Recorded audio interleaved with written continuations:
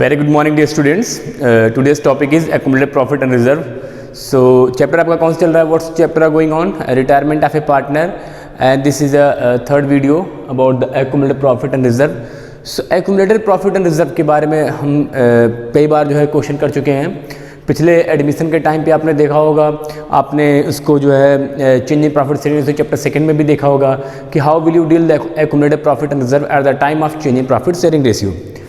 यहाँ पे बेटा जो चेंजिंग हो रही है, सपोज दैट कि मैंने जो है एक फर्म ले लिया जिसमें पार्टनर जो है कंटिन्यू वर्क कर रहे हैं. 3 पार्टनर की मैं बात कर लूँ तो मे बी रेशियो कुछ भी हो सकता है, 40%, 30% और 30%. इस तरीके से इनका है, पार्टनर फर्म में कंटिन्यू कर रहे हैं. और ये आपके ए हैं, बी और सी, 3 पार्टनर हैं.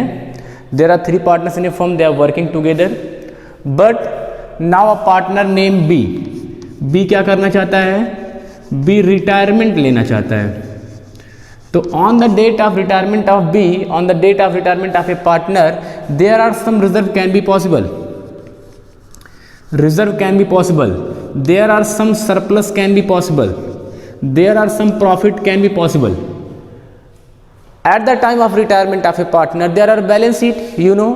In the balance sheet there are information of the liabilities and assets, and in the liability there are maybe possibility of accumulated profit and reserve. What is accumulated profit? That is the undistributed profit. Actually students, जब B ने retirement की बात नहीं की थी तो past years में क्या किया था, ए बी सी ने खूब मेहनत करके जो प्रॉफिट आता था, ध्यान देखना, जो प्रॉफिट आता था उस प्रॉफिट में से कुछ पैसा वो किस लिए निकाल के रख देते थे. ये पूरा प्रॉफिट तो डिवाइड करते थे, लेकिन ये जो हिस्सा है, ये जो आपका प्रॉफिट है, इसको वो लोग क्या करते थे, इसको एज अ रिजर्व निकाल देते थे. क्या निकाल देते थे? As a reserve. तो ये जो रिजर्व होता था उसको वो लोग बांटते नहीं थे, बल्कि बचा करके रख देते थे. वो कहते थे कि भैया प्रॉफिट इतना आया है, लेकिन इतने प्रॉफिट में से ये हिस्सा जो है वो हम निकाल करके रख लेंगे. ये रिजर्व 2 तरीके का हो सकता है. आपका जनरल रिजर्व हो सकता है या स्पेसिफिक रिजर्व हो सकता है. General reserve for any contingency, I already told you, and specific reserve for the special contingency.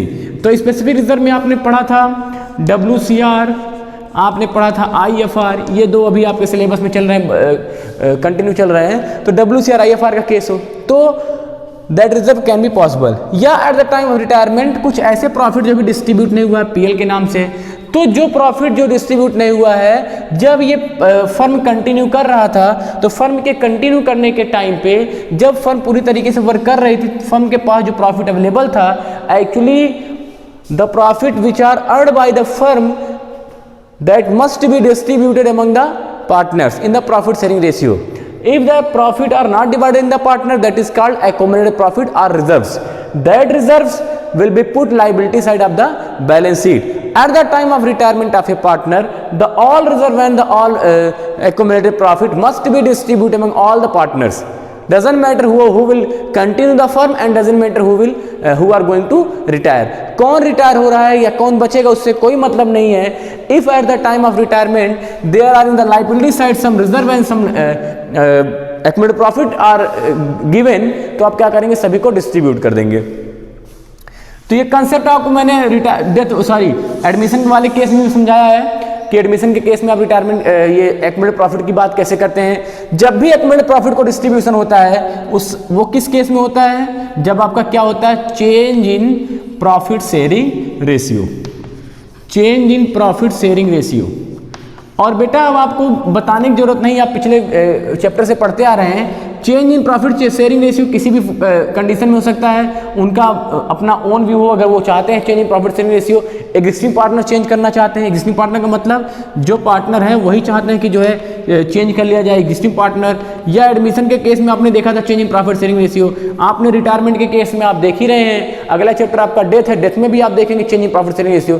तो at the time of change in profit sharing ratio, the reserve and accumulated profit which are not distributed in among the partner, now it must be distributed to the all partner. ठीक है, सभी partner को आप distribute करेंगे. Entry क्या हो जाएगी, entry मैं एक तरीके से बोल देता हूं. अगर आप जनरल एंट्री याद करते हैं, मतलब जनरल वे में याद करते हैं कि किस तरीके से हम जनरल एंट्री याद कर सकते हैं, तो सिंपल वे में आप कह सकते हैं कि कोई भी रिजर्व हो, ऑल रिजर्व या अनडिस्ट्रीब्यूटेड प्रॉफिट, कुछ भी होगा, all reserve and undistributed profit will be debit to all partner, to all partners capital account, all partners capital account. किस रेशियो में? In old ratio. तो चीजें जो है एडमिशन से चली आ रही हैं, कोई भी रिजर्व, कोई भी अनडिस्ट्रीब्यूटेड प्रॉफिट होगा that will be debit and all the partners capital account will be credit in old ratio. तो ये ऐसे ही सिंपली में बोल दिया जाता है कि कोई भी रिजर्व या प्रॉफिट होगा तो उसको आप डेबिट करके पार्टनर्स के कैपिटल को क्रेडिट कर देंगे। अगर मैं इसको डिटेल में पढ़ूं, आप इसको डिटेल में देखिए तो कैसे हो सकता है। ऑल रिजर्व में क्या क्या मिल सकता है? अगर आपको जनरल रिजर्व मिल जाए तो डेबिट हो जाएगा, जनरल रिजर्व अकाउंट डेबिट।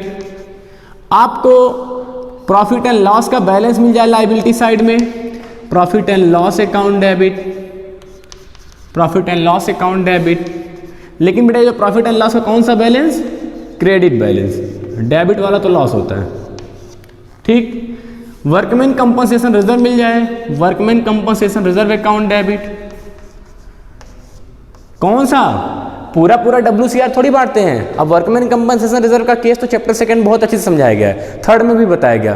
तो वर्कमैन कंपनसेशन रिजर्व तभी पार्टनर्स में बटेगा when reserve are more than claim. अगर आपके पास जो रिजर्व आपने बना के रखा है, actually that is a specific reserve that are created for the contingency of the workman. तो वर्कमैन के लिए, वर्कर के लिए अगर कोई क्लेम आता है तो उस क्लेम को निकालने के बाद ही अगर पैसा बचेगा तभी बटेगा। लेकिन अगर कोई इंफॉर्मेशन दिया नहीं है तो पूरा पूरा WCR आप बांट देते हैं। यहां मैं लिख देता हूं एक्सेस ऑफ क्लेम या एक्सेस ओवर क्लेम, क्लेम से ज्यादा अगर होगा तो WCR बटेगा। इसके बाद अगर हम बात करें तो इन्वेस्टमेंट फ्लक्चुएशन रिजर्व, अब बार बार लिखने की जरूरत नहीं, आप जानते हैं investment fluctuation reserve. Investment fluctuation reserve का मतलब क्या है कि अगर आपका जो बुक वैल्यू है इन्वेस्टमेंट की और जो आपका कॉस्ट प्राइस जो दिया हुआ है outside of the balance sheet, उससे आप कंपेयर करते हैं, तो क्या लिख सकते हैं यहां पे? Excess of reserve then book value to market value. आप इन्वेस्टमेंट की कंपेयर करते हैं, इन्वेस्टमेंट का कंपेयर करते हैं किससे? मार्केट वैल्यू और बुक वैल्यू से। अगर कोई इंफॉर्मेशन गिवन नहीं सर, तब हम क्या करेंगे? If there is no information about investment outside of the balance sheet, तो आप ये मानेंगे कि जितने का इन्वेस्टमेंट किया गया था उतने का इन्वेस्टमेंट है, अभी कोई चेंजिंग नहीं हुई है, देन IFR का कोई यूज ही नहीं हुआ and total IFR will be distributed among all the partners. But if inside the balance sheet there are claim is there are balance is given and outside of the balance sheet उसकी cost price है, market price दिया है, तो आप करते क्या है? अंदर दी गई बुक वैल्यू के इन्वेस्टमेंट से बाहर वाली मार्केट वैल्यू को कंपेयर करते हैं। कंपेयर करने पे जो माइनस या प्लस आता है उससे आप क्या करते हैं? रिजर्व को मैच करते हैं। अगर रिजर्व बच गया उसको एक्सेप्ट करने में, उसको रिकवरी करने में, तब तो वो डेबिट होगा, अदरवाइज वो डेबिट नहीं होगा। तो अभी आप ज़्यादा मत समझिए, चैप्टर सेकंड में इसको जो अच्छे समझाया गया है, थर्ड में भी बताया गया है। तो चलिए इतनी बात करके खत्म करते हैं। General reserve account debit, profit and loss account debit, WCR account debit, IFR account debit. If these reserve are shown inside the balance sheet at the time of retirement that will be distributed among the all partner in old ratio। यहाँ पे मैं all partner की बात कर रहा हूँ क्योंकि अभी कोई नया है नहीं। एडमिशन वाले केस में यही all partner नहीं है, मैं क्या यूज करता था? old partner। तो वहाँ पे old partner इसलिए यूज किया था क्योंकि वहाँ पे न्यू आता था, यहाँ पे कोई न्यू है नहीं, सब जो पुराने उसी में से कोई जा रहा है, तो आप सभी को पैसा देंगे to all partners capital account,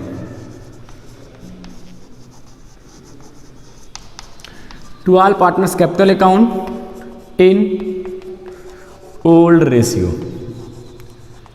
तो कहां से ये बचा होगा और क्यों डिस्ट्रीब्यूट हो रहा है, शायद आपको समझ में आ गया होगा।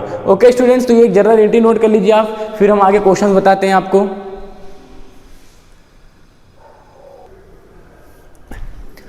ओके स्टूडेंट्स, तो एक क्वेश्चन आपकी स्क्रीन पे है, क्वेश्चन नंबर 28। ये 28 नंबर का जो क्वेश्चन है बेटा, ये आपकी बुक में गिवन है, एक्यूमुलेटेड प्रॉफिट एंड रिजर्व में। हो सकता है ओल्ड और न्यू बुक के अकॉर्डिंग ये क्वेश्चन थोड़ा सा आगे पीछे हो, तो आप क्वेश्चन मैच कर सकते हैं। क्वेश्चन क्या है बेटा? X, Y एंड Z तीन पार्टनर हैं, profit sharing ratio is given 4:5:6 and X retire, किसका रिटायरमेंट हो रहा है ये ध्यान से रखेंगे, X का रिटायरमेंट हो रहा है and Y X Z decided to share profit equally अपना प्रॉफिट शेयरिंग रेशियो इक्वली कर लेंगे किसके रिटायरमेंट के बाद, वाई के रिटायरमेंट के बाद, तो that will be new profit sharing ratio. On that there was a balance, जिस समय उसका रिटायरमेंट हुआ उस समय बैलेंस था 75,000 इन जनरल रिजर्व। ये आपके काम की चीज़ है, 75,000 इन जनरल रिजर्व, ये उस समय का बैलेंस था। एंड अ बैलेंस ऑफ 30,000 और एक 30,000 रुपये का बैलेंस है इन the profit and loss account. किसमें बेटा? प्रॉफिट एंड लॉस अकाउंट में of the firm. Pass the journal entry, तो आपको शायद पता चल गया कैसे वो करना है, because this is the part of profit, that's why all the profit all the reserve will be debited to all partners capital account. So what entry will be pass, आप कर देंगे general reserve account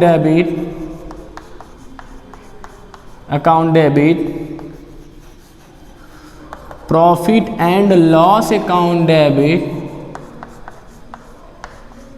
to who is the partner X Y. अब यहां देखो, ये नहीं consider करना कि कौन रिटायर हो रहा है कौन रिटायर हो रहा है। जब प्रॉफिट बना था तो सबका हक था, आज बटेगा तो सबका हक है। वो पुरानी कहावत याद ना, मैंने आपको बताया कि कद्दू कटेगा तो सब में बटेगा, तो सेम वही हाल है यहाँ पे।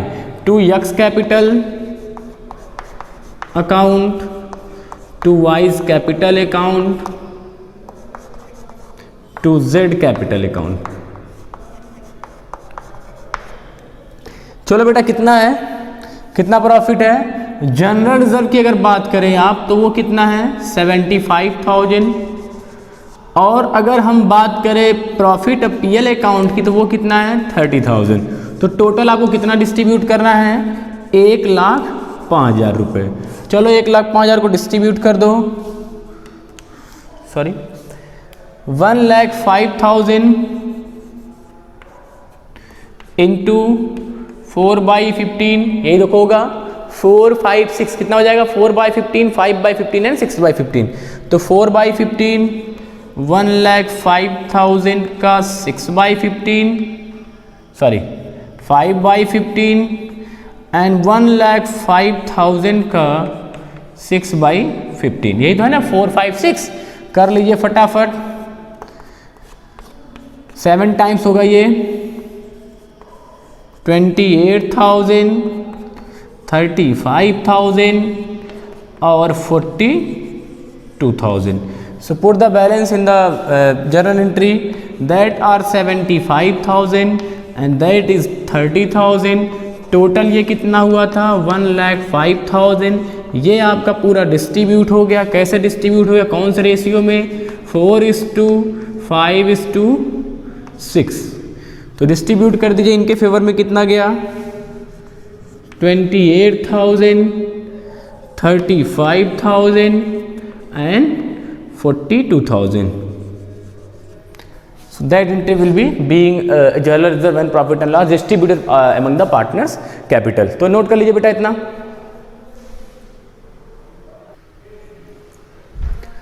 ओके स्टूडेंट्स, तो क्वेश्चन सेकंड आपके सामने है 30। क्वेश्चन नंबर 30 में if there was a loss, actually आपने पढ़ा कि सर अगर प्रॉफिट है, रिजर्व है, तो हम उसको डेबिट करके पार्टनर्स के कैपिटल को क्रेडिट कर देंगे। If there are a profit and reserve that will be debit and all the partners should be credit. But if there is loss, तो बेटा अगर प्रॉफिट आया तो इस फ्लो में चला, अगर लॉस आएगा तो उल्टा हो जाएगा। जहां पार्टनर का कैपिटल आपका डेबिट होता था, सॉरी पार्टनर का कैपिटल जहां पे आपका क्रेडिट होता था वो क्या हो जाएगा? डेबिट हो जाएगा और लॉस आपका नीचे चला जाएगा। मतलब कि अगर लॉस की सिचुएशन होगी तो आपका जो प्रॉफिट एंड लॉस अकाउंट, ये मेरी बात ध्यान सुनिए, भूलेगा नहीं आपको। अगर बेटा प्रॉफिट लॉस की कंडीशन आएगी तो प्रॉफिट एंड लॉस के बगल या तो डेबिट लिखा रहेगा ऐसे, तब आप मानेंगे प्रॉफिट एंड लॉस का ये लॉस बैलेंस है, क्योंकि प्रॉफिट एंड लॉस का इंफॉर्मेशन नहीं दिया है तो प्रॉफिट माना जाता है। प्रॉफिट एंड लॉस के बगल क्रेडिट लिखा है तब भी प्रॉफिट माना जाता है। इफ प्रॉफिट एंड लॉस के बगल अगर आपका डेबिट लिखा है तो ये आपका क्या माना जाएगा? लॉस का बैलेंस। और कैसे पहचानेंगे ये लॉस है? That PL account will be shown asset side of the balance sheet. अगर बैलेंस शीट के असेट साइड में देगा तब भी क्या माना जाएगा? लॉस माना जाएगा। और इस कंडीशन में जर्नल एंट्री क्या हो जाएगी? देखिए क्वेश्चन आपके सामने है, क्वेश्चन नंबर 30, आगे पीछे उसी बुक में देख लीजिएगा, मैंने स्क्रीन पे लिख दिया। A B C D partner, चार पार्टनर इस क्वेश्चन में, और जिनका रेशियो था 4:3 22 4322 इनका रेशियो था, इनका पुराना रेशियो है। सी का रिटायरमेंट हो रहा है, किसका रिटायरमेंट हो रहा है? सी। और आफ्टर सी के रिटायरमेंट के बाद the remaining partner will decided the sharing profit sharing ratio will be 532। जो उनका न्यू रेशियो होगा वो क्या हो जाएगा? 532। इन सबका काम तो लगता है ओल्ड और न्यू का कंपेयर करने का काम कब लगता है? गुडविल वाले केस में। तो हम तो गुडविल वाले केस में है नहीं, हमें सिर्फ डिस्ट्रीब्यूट करना है कौन सा? एक्युमुलेटेड रिजर्व या प्रॉफिट को। तो C's retirement, on the date of C's retirement there was a debit balance of PL account is 30,800। तो यही मेन पॉइंट आपका है कि debit balance of PL account 30,800, क्योंकि चूंकि ये डेबिट लिखा है तो डेबिट होने की वजह से ये लॉस का बैलेंस, और लॉस के बैलेंस में क्या एंट्री हो जाएगी? सभी पार्टनर डेबिट हो जाएंगे। तो नाम हो जाएगा A's capital account debit, B's capital account debit, C's capital account debit, D's capital account debit, क्योंकि चार पार्टनर हैं, to profit and loss account, to profit and loss account. कितना था बेटा? 30,800। किसको कितना मिलेगा? देख लो फटाफट। 30,800 को डिवाइड कर दो इंटू 4 3, कितना हो जाएगा? 4 3 7 2 9 2 11, तो हो जाएगा 4 3 7 2 9 2 11, मतलब 4/11। इसी 30,800 का 3/11, इसी 30,800 का 2/11 और इसी 30,800 का 2/11 अगेन। तो ये सबके फेवर में चला जाएगा। चलो फटाफट इसको डिवाइड कर लो। देखो स्टूडेंट्स, इसको काटेंगे, 2 जाएगा, 11 2 जा 22 एंड 8 कैरी, 11 8 जा, इस तरीके से जो है 11 8 जा 88। मल्टीप्लाई कर दीजिए, कितना हो जाएगा? ये आपका 2800 आया। ठीक है, कर दीजिए, 4 2 जा 8, 11,200। देखिए 4 दूनी 8 हो जाएगा। इसके बाद आप यहाँ जो है मल्टीप्लाई करेंगे तो 3 8 जा 24, 3 8 जा 24, 2 कैरी, 3 2 जा 6 2 8, यहाँ कर लीजिए, वही जाएगा 28, तो हो जाएगा 5600 रुपये आपका, और यहाँ भी आपका हो जाएगा 5600 रुपये। इस तरीके से कर दीजिए, पुट कर दीजिए वैल्यू को, 11,200, 8400 रुपये, 5600 और 5600। चलिए एंट्री कर लीजिए फटाफट, कोई कंफ्यूजन की बात नहीं, बहुत इजी था, कर लीजिए। 2 नंबर के, 3 नंबर के बेटा सब। ओके स्टूडेंट्स, तो यू कैन से कि मोस्ट इम्पॉर्टेंट क्वेश्चन है ये इस चैप्टर का। इम्पॉर्टेंट कह सकते हैं आप इसको, क्योंकि इसमें जो है 2 केस आपको दिया है। केस ए आपको गिवन है, केस बी गिवन है, और अलग अलग तरीके का केस है। देखिए करना क्या है कि A B C there are 3 partners. पहले आप क्वेश्चन को एनालिसिस कर लीजिए। A B C there are 3 partners, 3 partner है ये। प्रॉफिट शेयरिंग रेशियो इनका था 2:1, तो कोई ज़्यादा बहुत इजी रेशियो है। 2:1 का मतलब 2/5, 2/5, 1/5। ए का रिटायरमेंट हो रहा है and new profit sharing ratio between B and C will be agrees 3:2। तो जो न्यू रेशियो होगा वो 3:2 कंसिडर किया जाएगा। Give journal entry on A's retirement. एक रिटायरमेंट की एंट्री देनी है आपको, लेकिन 2 केस आपको दिया है। पहला case most important, workman compensation reserve. Workman compensation reserve appear in the book 1,20,000 रुपए। WCR लाइबिलिटी साइड में 1,20,000 रुपए है, और जबकि क्लेम कितने का आया है? 1,50,000 रुपया। There was a claim for the workman compensation reserve is 1,50,000। How much reserve you have? You have only 1,50,000. Sorry, 1,20,000. And how much claim are claimed by the worker? That is 1,50,000. तो आपके पास तो profit का पैसा बचा नहीं। आपने 1 लाख, देखो मैं सोल्यूशन करो केस ए का, केस ए का सोल्यूशन ध्यान से देखो बेटा। सबसे पहले कि आपके पास रिजर्व कितने का था? WCR था कितने का? सर ये हमारे पास था 1,20,000 रुपए का। क्लेम कितने का आया?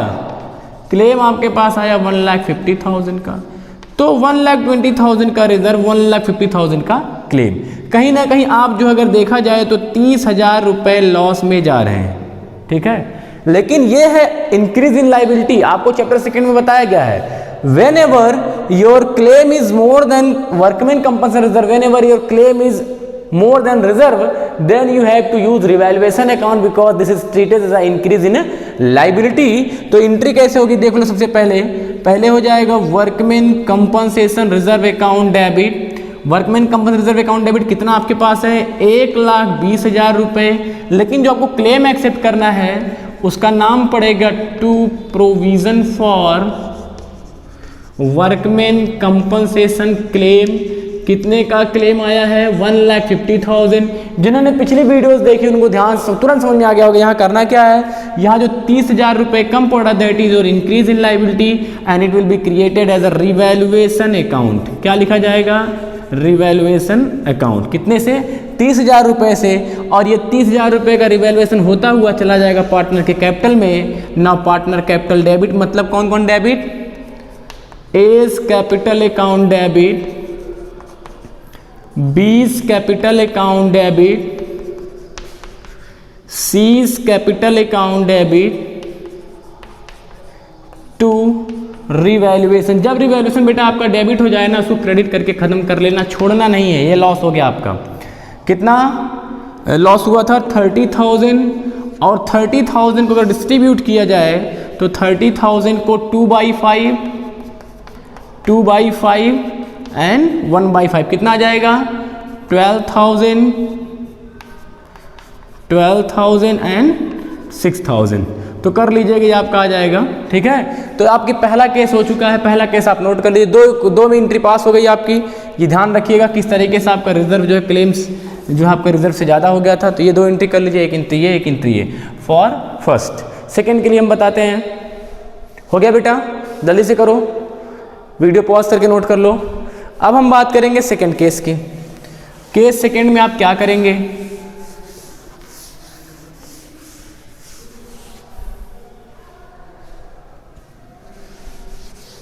देखो बेटा, केस सेकंड देखिए, केस बी। अब की बार investment fluctuation reserve appear in the book 40,000। कितने का बुक में अपीयर है? 40,000 का। मतलब यहां अगर लिख लिया जाए कि IFR investment fluctuation reserve is given 40,000। Okay, इसके बाद इन्वेस्टमेंट का जो बुक वैल्यू है, अब यहां बात आ रही है इन्वेस्टमेंट की। इन्वेस्टमेंट आपका अंदर कितने का है? 85,000 का। देखो, appear in the book, appear eight, ये इन द बुक कर सकते हैं, आपकी बुक में लिखा है ये। तो ये कितने का है? 85,000 का। इन्वेस्टमेंट आपने रखा है 85,000 का, लेकिन इसकी जो मार्केट वैल्यू इस समय देखी गई वो कितनी है? मार्केट वैल्यू कितने की हो गई? 1 लाख की। तो कहीं ना कहीं आपने इन्वेस्टमेंट IFR जो बना के रखा था वो इसलिए कि अगर इन्वेस्टमेंट की वैल्यू में कमी आएगी तो हम यहाँ से रिकवरी करेंगे। लेकिन आपके इन्वेस्टमेंट की वैल्यू में कोई कमी नहीं आ रही बल्कि बढ़ गया है। अंदर ये 85,000 का, ये आपका बुक वैल्यू कह सकते हैं आप इसको, बुक वैल्यू। लेकिन अभी कितने की कीमत हो गई? 1 लाख की। तो आपका इंक्रीज इन एसेट्स हो गया, रिवैल्यूएशन से जाएगा। जिस प्रॉफिट की हम बात कर रहे थे इस प्रॉफिट का तो कोई काम लगा नहीं। सबसे पहले इस प्रॉफिट को डिवाइड कर दो। Investment fluctuation reserve account debit, जब भी प्रॉफिट डिस्ट्रीब्यूट होता है ऐसे होता है, to A's capital account, to B's capital account, to C's capital account.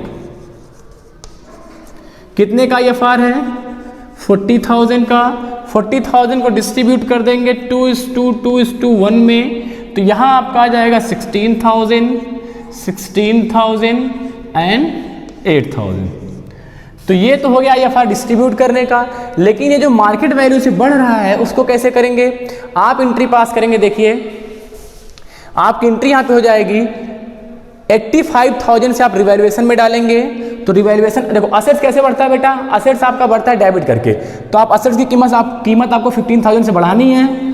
तो इन्वेस्टमेंट अकाउंट डेबिट कर दो कि चलो भैया 15,000 रुपए से आप बढ़ जाओ to revaluation. Investment account debit to revaluation.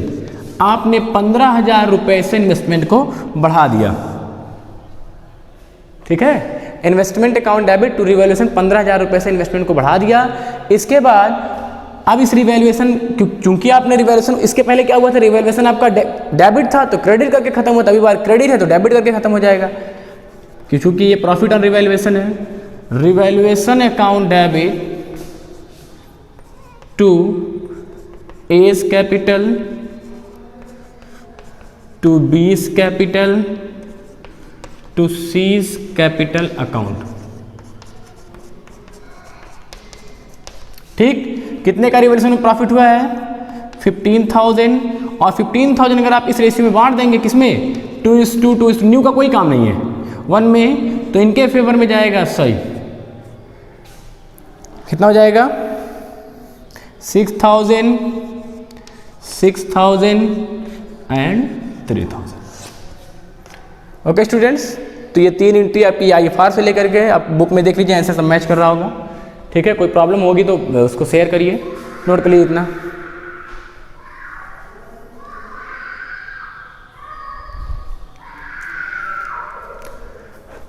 Okay students, so that is enough for today. Accumulated profit reserve आपका जो टॉपिक था that is finish. Now in the next video we are talking about the how will you prepare revaluation account with capital and capital adjustment and new balance sheet. Okay student, thank you, thanks for watching.